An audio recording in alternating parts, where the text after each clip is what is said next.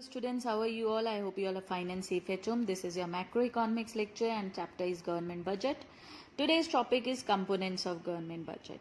But today I'm going to discuss with you guys the revenue budget. So basically there are two components of government budget. First one is revenue budget and second is capital budget. Revenue budget, revenue का मतलब होता है whatever is of revenue nature और what ever is of capital nature. Basically हम इस categorisation में ना जाकर I am going with different two components, that is budget receipts and budget expenditure. Budget receipts की अगर हम बात करें so all those estimated receipts of the government which are being earned by the government, I can say, from all sources during the fiscal year. जितने भी sources है from all the sources government जो भी earn करती है, estimated receipts जो अपने government budget पे लिखती है, that is known as budget receipt. सी होता क्या है, for example this is the expenditure side and this is the receipt side in the government budget, है ना. तो जितने भी हेड्स, मेन हेड्स हैं, उन वो हो गए ऑल सोर्सेज. ओके, तो उन हेड्स में जितना भी एस्टिमेटेड अमाउंट लिखती है गवर्नमेंट की, इस इन हेड्स के थ्रू, इन सोर्सेज के थ्रू इतनी रिसिट्स जनरेट करेगी government during a fiscal year. Fiscal year, you know, I explain this in my previous video as well. Okay, so that is known as budget receipts. Expenditure की बात करें on the other hand हम, तो estimated expenditure जितना भी government यहाँ पर भी अपने मेन हेड्स में जितना भी एक्सपेंडिचर लिखती है, एस्टिमेटेड इतना एक्सपेंडिचर होगा, that is basically budget expenditure. Okay, so let's move on to the first component, that is budget receipts. Budget receipts refer to the estimated money receipts of the government from all sources during a fiscal year.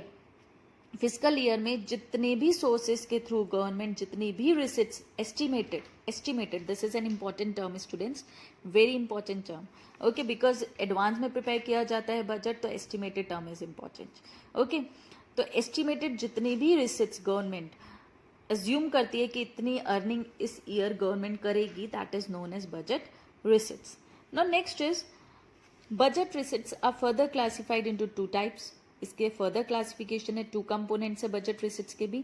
एक government की receipts होती हैं revenue receipts. Okay, next होती हैं capital receipts.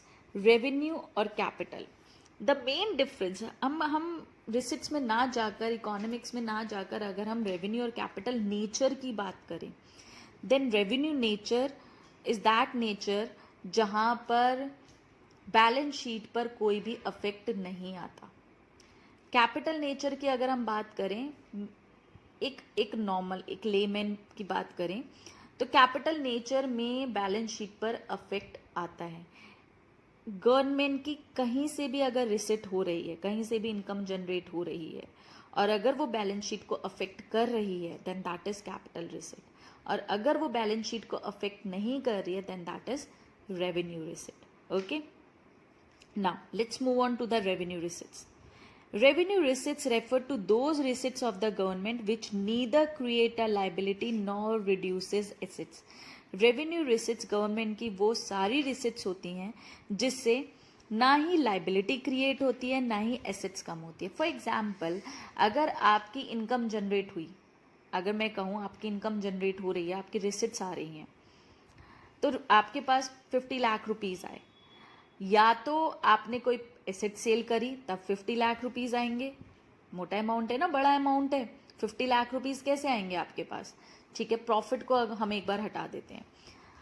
ठीक है, हम assets और लाइबिलिटीज़ की बात करें, बैलेंस शीट के इफेक्ट की बात करें, तो एसेट्स के थ्रू कैसे आएंगे? जब आपने कोई एसेट सेल करी हो, या फिर आपने लोन लिया हो, बोरोइंग्स ली हो, लाइबिलिटी क्रिएट करी हो, है ना, तब आते हैं पैसे. लेकिन अगर आपका ना ही एसेट्स कम हुई, ना ही लाइबिलिटी क्रिएट हुई, फिर भी रिसिट्स हुई, फिर भी इनकम जनरेट हुई, then that is of revenue nature. ना ही लाइबिलिटी क्रिएट हुई, ना ही कहीं से बोरो किया, ना ही एसेट्स को सेल ऑफ किया यानी कम किया, और फिर भी रिसिट्स आ रही हैं, then that is revenue receipts. Now revenue receipts भी, रेवेन्यू गवर्नमेंट की रेवेन्यू इनकम, रेवेन्यू का मतलब होता है शॉर्ट टर्म में अर्न होने वाली या डेली रूटीन में अर्न होने वाली इनकम. रेवेन्यू रिसिट्स जो है गवर्नमेंट जो है अर्न करती है थ्रू टैक्सेस और नॉन टैक्सेस. तो रेवेन्यू रिसिट्स भी फर्दर डिवाइडेड होती है into tax and non tax revenues. Tax क्या होता है? It is a compulsory payment to the government made by the people, yes, so that government can incur public expenditure. Generally government इसको social welfare, development and growth process of the economy में जो है spend करती है। Now tax revenue, tax revenue क्या होता है? These are the receipts of the government which government earns through taxes paid by the people of the country, है ना।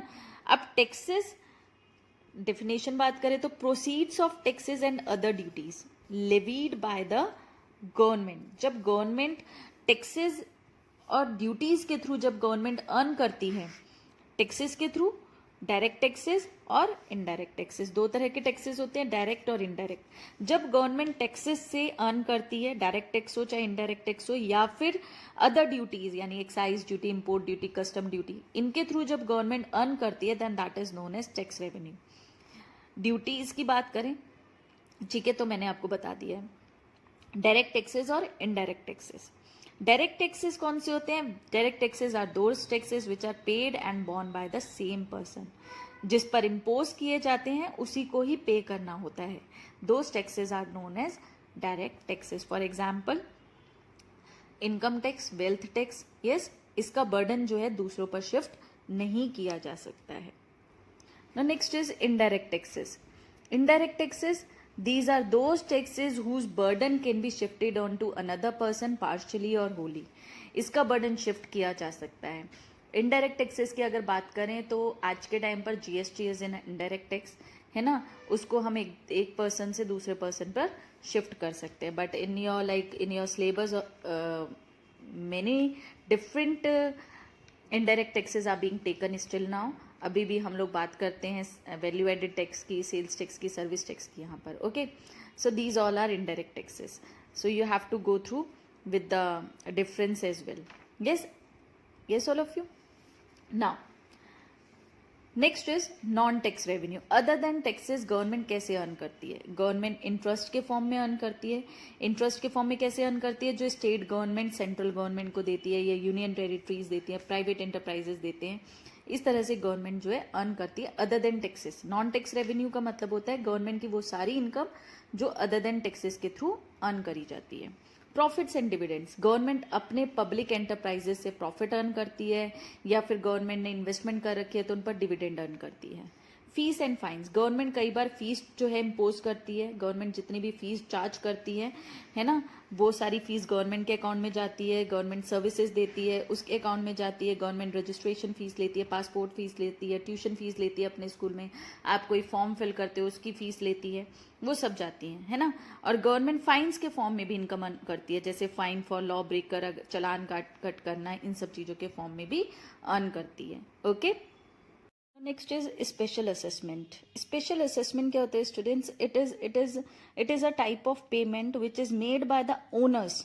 It is a type of payment, okay, which is made by the owners of those properties whose value has been appreciated due to development activities of the government। यानी कि जब government कोई ना कोई development activity करती है, ठीक है, फॉर एग्जांपल गवर्नमेंट ने आपके लैंड के पास से हाईवे कंस्ट्रक्ट करा, तो उस डेवलपमेंट एक्टिविटी की वजह से आपके लैंड की वैल्यू इंक्रीज हो गई, आपकी लैंड की वैल्यू एप्रिशिएट हो गई, तब गवर्नमेंट उस लैंड के ओनर से पेमेंट लेती है, असेसमेंट करती है प्रॉपर्टी का, और देखती है कि हमारी डेवलपमेंट एक्टिविटी की वजह से कितना वैल्यू एप्रिशिएट हुई है, उसका कुछ परसेंटेज, ठीक है, चार्ज करती है गवर्नमेंट ओनर से। दैट इज स्पेशल असेसमेंट, और ये भी एक तरह के गवर्नमेंट की रेवेन्यू है, okay. Gifts and grants, some time government also receives funds in the form of gifts or grants, financial help receive करती है from foreign governments, international organizations in the form of grants, donation, gifts and contributions. So this is also a revenue for the government, okay. Next is estimates. Estimates का मतलब होता है ये वो government की income होती है जहां पर गवर्नमेंट क्लेम करती है उस पर्सन की प्रॉपर्टी पर जो डाई हो जाता है without leaving behind any legal air और अ विल। जब वो अपनी विल या लीगल एयर बताए बिना अगर कोई पर्सन डाई हो जाता है तो उसकी प्रॉपर्टी पर जो क्लेम होता है वो गवर्नमेंट का होता है, वो प्रॉपर्टी ऑटोमेटिकली गवर्नमेंट को मिल जाती है. So this is also a type of non tax revenue we can say. Okay, so these all are the non-tax revenues of the government. Now here like differences are given. You have to go through differences as well. So this is all for today, students. Thank you and have a nice day. Next is special assessment. Special assessment क्या होता है students? It is a type of payment which is made by the owners. It is a type of payment, okay, which is made by the owners of those properties whose value has been appreciated due to development activities of the government.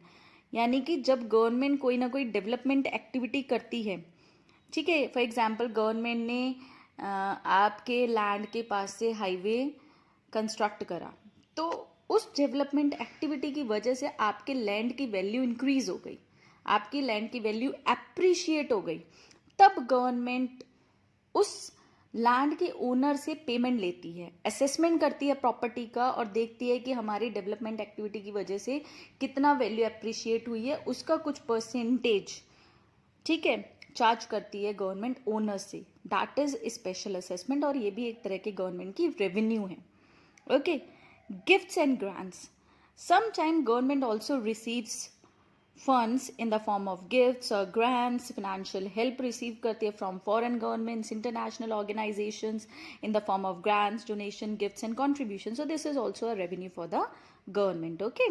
Next is estimates. Estimates का मतलब होता है ये वो government की income होती है जहाँ पर गवर्नमेंट क्लेम करती है उस पर्सन की प्रॉपर्टी पर जो डाई हो जाता है without leaving behind any legal air और अ विल. जब वो अपनी विल या लीगल एयर बताए बिना अगर कोई पर्सन डाई हो जाता है तो उसकी प्रॉपर्टी पर जो क्लेम होता है वो गवर्नमेंट का होता है, वो प्रॉपर्टी ऑटोमेटिकली गवर्नमेंट को मिल जाती है. So this is also a type of non tax revenue we can say. Okay, so these all are the non-tax revenues of the government. Now here like differences are given. You have to go through differences as well. Now the next topic is capital receipts. Now what are capital receipts, students? Capital receipts are those receipts of the government which either creates a liability or reduces assets. ये वो receipts होती है government की जो या तो liability create करती है, यानी लाइबिलिटी साइड इंक्रीज होती है जिसकी वजह से, या फिर एसेट साइड रिड्यूस होती है. ऑफ कोर्स अगर कैपिटल नेचर है, एक बड़ा अमाउंट में रिसिट्स हो रही हैं, एक बड़े अमाउंट में इनकम जनरेट हो रही है, तो वो इनकम कैसे जनरेट होगी गवर्नमेंट को? प्रॉफिट्स के थ्रू. चलो ठीक है, प्रॉफिट्स हम बैलेंस शीट में शो नहीं करते, हाँ ठीक है प्लस करते हैं कैपिटल में, but as a different component show नहीं करते हैं, उसे एक्सक्लूड कर दो एक बार के लिए. उसके अलावा बताओ कैसे रिसिट्स होंगी? दो ही मेथड होते हैं, या तो लाइबिलिटी क्रिएट होती है यानी गवर्नमेंट ने बोरोइंग्स करे, या फिर एसेट सेल ऑफ करे, रिड्यूस करती है, कोई भी एसेट्स रिड्यूस कर दिए, फिक्स्ड एसेट्स, करंट एसेट्स, कुछ भी रिड्यूस हो गए, कम कर दिए, देन एसेट्स रिड्यूस हो जाते हैं. तो इन दो रीजंस की वजह से जब बैलेंस शीट पर इफेक्ट आता है then that is known as capital receipts. Okay. Now there are four components of capital receipts. First one is borrowings. Borrowings, you all know what is borrowing. अब government borrow कहाँ से करती है funds को? Government borrows funds from open market operation, through open market operation, public से. Yes, you have studied this. RBI से, foreign government से, international institutions like World Bank, IMF से गवर्नमेंट जो है बोरो करती है. Borrowings are capital receipts. Borrowings capital receipts हैं. क्यों है? Because borrowings create a liability for the government. Borrowings जब करती है गवर्नमेंट तो लाइबिलिटी साइड इंक्रीज हो जाती है. यस, सो यही डेफिनेशन में है, इधर या तो ये होगा या फिर होगा, तो ये वाली कंडीशन सेटिस्फाई हो गई, that's why it is a capital receipt. Next component is recovery of loans. Recovery of loans का मीनिंग है कि गवर्नमेंट जब लोन्स देती है स्टेट गवर्नमेंट्स को या यूनियन टेरिटरीज को, तो गवर्नमेंट क्या करती है? गवर्नमेंट जब उनसे पैसा वापस लेती है then that is known as recovery of loans. अब देखो, जब गवर्नमेंट लोन देती है दूसरी स्टेट गवर्नमेंट्स को, तो वो स्टेट गवर्नमेंट जो है सेंट्रल गवर्नमेंट के लिए क्या बन गई? उनकी डेटर बन गई. एसेट साइड में हमने उसे मेंशन कर दिया, डेटर्स इतने रुपीस. अब जब गवर्नमेंट, सेंट्रल गवर्नमेंट को रिकवर हुआ लोन, वो पैसा वापस आया सेंट्रल गवर्नमेंट के पास, तो सेंट्रल गवर्नमेंट क्या करेगी, उस स्टेट गवर्नमेंट के उस डेटर के नाम के आगे से उस पैसे को, उस मनी को, उस अमाउंट को डिडक्ट कर देगी। जब डिडक्ट हुआ तो ओवरऑल एसेट्स भी कम हो गई, यानी कि ये वाली कंडीशन सेटिस्फाई हुई, reduces assets. That's why recovery of loans is a capital receipt. Okay, next component is disinvestment. Disinvestment क्या होता है, when the government sells shares of public sector to the private sector wholly और partially. जब government public company के, अपने किसी भी company के शेयर्स को सेल ऑफ कर देती है प्राइवेट सेक्टर को, होली, होली मतलब 100% और पार्शली, पार्शली मतलब कुछ percentage, then that is known as disinvestment. Maybe क्यों करेगी, लॉसेज हो रहे हैं, ऐसे क्यों नेट है, whatever be the reason, या फिर मनी की जरूरत है। ओके, सो जब डिसइन्वेस्टमेंट करा, ओके, उससे जब रिसिट्स आई, ठीक है, कैपिटल रिसिट्स हैं, लेकिन डिसइन्वेस्टमेंट करा, सेल ऑफ करा, तो क्या हुआ, एसेट्स जो हैं वो कम हो गई गवर्नमेंट की एसेट्स कम हो गई, पब्लिक सेक्टर यूनिट्स जो हैं सेल ऑफ कर दिए, तो क्या हुआ, एसेट्स कम हो गई, ठीक है, then again it is a capital receipt because of this reason. Next is component is small savings. Small savings क्या होते हैं, ये वो फंड्स होते हैं पब्लिक के जो पब्लिक रेज करती है in the form of post office deposits. Post office में जाकर सेविंग करना, एफडी करना, आरडी करना, saving deposits account open up करना, एनएससी परचेज करना, केवीपी परचेज करना, इंदिरा विकास पत्र परचेज करना, और ये पैसा जो है एक तरह से कौन यूज करता है, सेंट्रल गवर्नमेंट। हमारे लिए स्मॉल सेविंग्स, ठीक है, लेकिन गवर्नमेंट के लिए वो पैसा क्या हुआ, यूज हुआ। फिर जब हमने उस पैसे को विड्रॉ करा, तब गवर्नमेंट ने हमें, पोस्ट ऑफिस ने हमें, या सेंट्रल गवर्नमेंट ने हमें उसे रिटर्न करा। तो एक तरह से क्या हुआ, गवर्नमेंट जब पब्लिक का पैसा यूज कर रही है तब तक यूज करेगी जब तक कि पब्लिक उसे वापस ना मांगे, और जिस दिन पब्लिक वापस मांगेगी, विड्रॉ करेगी, है ना, तो गवर्नमेंट को देना पड़ेगा, यानी गवर्नमेंट के लिए लायबिलिटी क्रिएट हो गई, क्योंकि गवर्नमेंट को वो पैसा पब्लिक को वापस करना है। जो जो जैसे जैसे विड्रॉ करता रहेगा अमाउंट, वैसे वैसे उनको वापस करना है ना। So that's why small savings जो हैं ये लायबिलिटीज को इंक्रीज करते हैं, लायबिलिटी को इंक्रीज करते हैं। That's why it is a capital receipt. Okay, yes, so these are the components of capital receipts. I hope you understood this. Now next topic is debt creating and non-debt creating capital receipts. Debt creating नाम से पता चल रहा है वो capital receipts जिनकी वजह से debt create होता है, यानी liability create होती है। Non-debt creating capital receipts are those capital receipts which do not create liability, अब debt creating कौन सी है, जो लाइबिलिटी क्रिएट करते हैं।